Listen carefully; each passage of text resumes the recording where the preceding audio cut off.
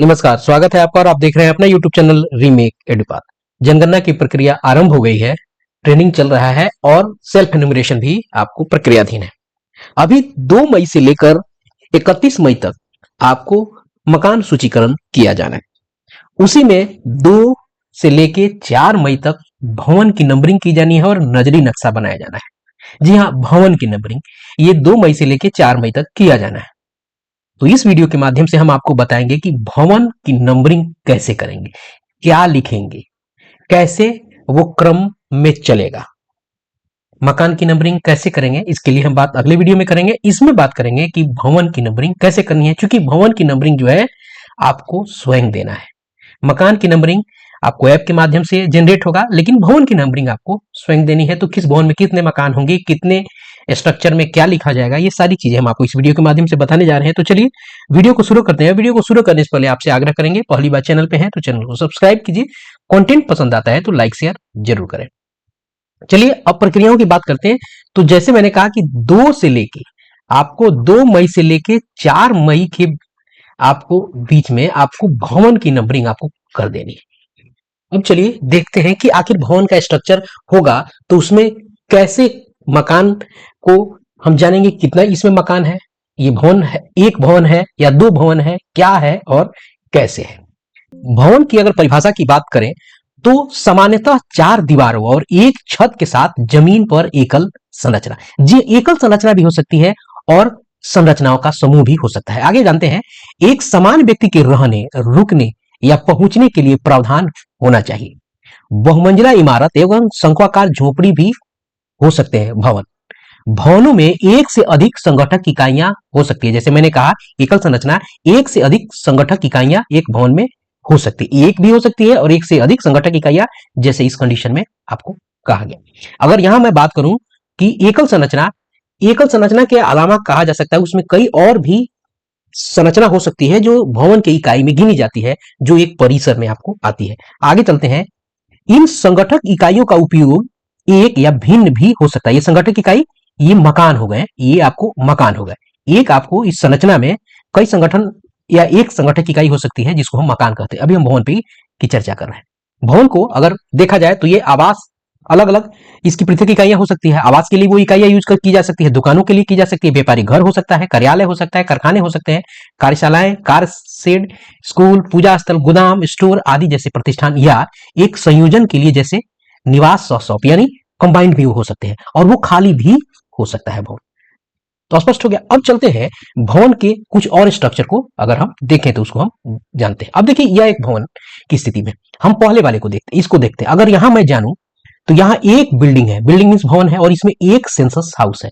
Clear है, एक भवन है और इस एक भवन में एक सेंसस हाउस आपको है। हम आगे इस पे नंबरिंग कैसे लिखेंगे ये हम बताएंगे। उसी तरह दूसरा है, यह एक बिल्डिंग है, ये पूरी बिल्डिंग एक है, लेकिन इसमें 2 सेंसस हाउस है, आपको यहां दिखा रहा है। इसमें 2 सेंसस हाउस, बिल्डिंग एक है, सेंसस हाउस 2 है। अगर इस कंडीशन में देखा जाए तो यह बिल्डिंग एक है, लेकिन सेंसस हाउस कितने हैं इसमें, सेंसस हाउस में मकान कितने हैं, 4 है। चलिए आगे एक और उदाहरण देखते हैं। और इसमें अगर देखा जाए तो सबके सेपरेट आपको एंट्रेंसेस है, सबके सेपरेट एंट्रेंसेस है।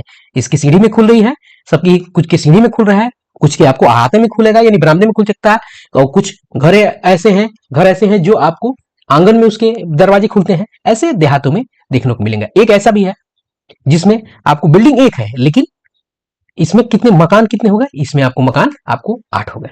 स्पष्ट हो गया। चलिए आगे देखते हैं। यह एक और व्यवस्था हो सकती है, एक बहुमंजिला इमारतें हैं, ये पूरी बिल्डिंग आपको एक है, एक बिल्डिंग ये पूरी आपको एक है, लेकिन अगर इसमें संगठक इकाइयों की बात करें तो इसमें आपको 8 संगठक इकाइयां है, यानी 8 मकान आपको है। यहां कहा भी जा रहा है कि एक बिल्डिंग है और 8 सेंसस हाउस है। सेंसस हाउस का मतलब हो गया आपको उसमें मकानों की संख्या। ये इस तरह से आप जान सकते हैं। अब चलिए मकान किसको मान सकते हैं, बिल्डिंग किसको मान सकते हैं, ये देखिए भवन और जनगणना मकानों की पहचान। अगर एक जनगणना मकान की अगर बात की जाए और जनगणना भवन की बात की जाए तो इसको देखते हैं। यहां लिखा भी हुआ है 4 स्ट्रक्चर इन प्रमाइसेस। इस प्रमाइसेस में 4 स्ट्रक्चर है, जिसका नाम है, एक है मेन रेसिडेंस, बैठक है, टॉयलेट है और किचन है। Being used as a main residence, toilet, kitchen, बैठक बाय वन हाउस होल्ड, यानी एक व्यक्ति के द्वारा यह यूज किया जा रहा है।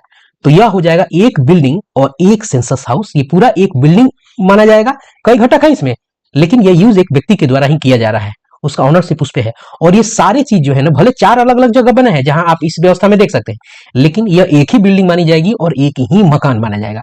इस बैठक और अलग अलग ये जो घर बना हुआ है, रूम बना हुआ है, इससे मकानों का कोई संबंध नहीं है।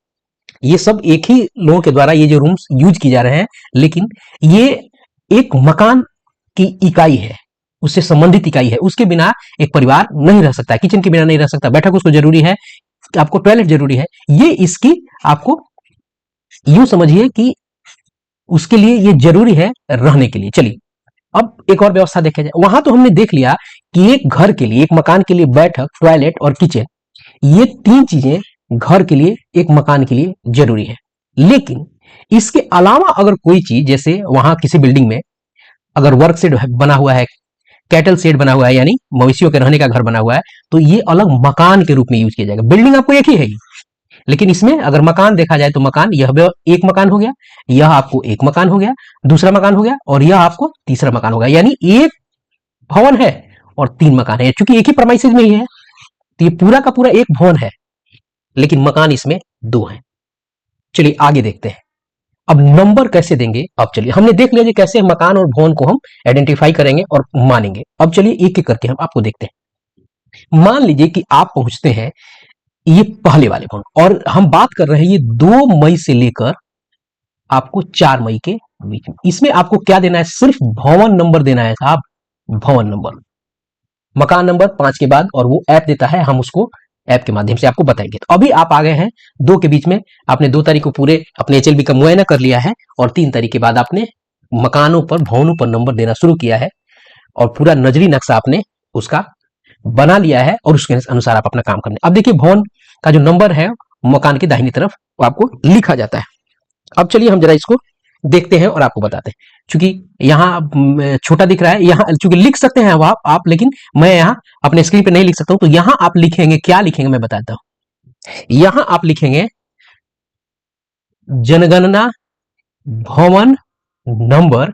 अब आगे आप लिखेंगे, या आप 1 लिखें, या आप 001 लिखें, या सिर्फ 1 लिखें, ये आप लिख सकते हैं।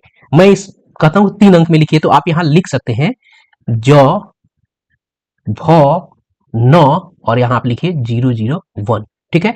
और इसको आप ऐसे घेर दीजिए। आप चाहते हैं कि इसको और सुंदर लिखें, तो ज भ न, और इसको 001 आप लिख के आप ऐसे इसको आप कर दीजिए। क्लियर है?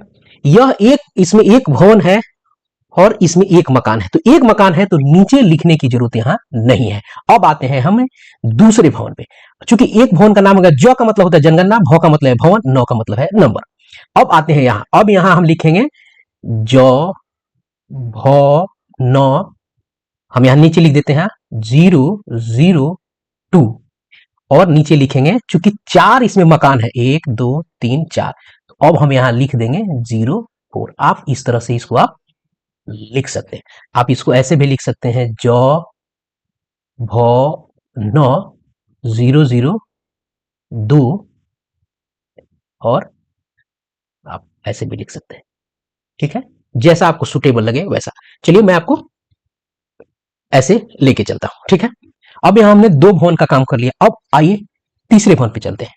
तीसरा भवन आपको यह हो गया, और यहां आप लिख देंगे, ये भवन आपका हो गया तीसरा भवन, ज भ न 003। इसमें कितने मकान है? 2 मकान है, तो 2 लिख दिया, ऐसे ही इसको घेर दिया, और हमने यहां ऐसे कर दिया। अब आते हैं हम, तीसरा मकान हो गया। अब आते हैं चौथे पे। अब यहां हम लिख देंगे कहीं यहीं पे ज भ न 004। अब इसमें मकान कितने? 1 2 3 4 5 6 7 8।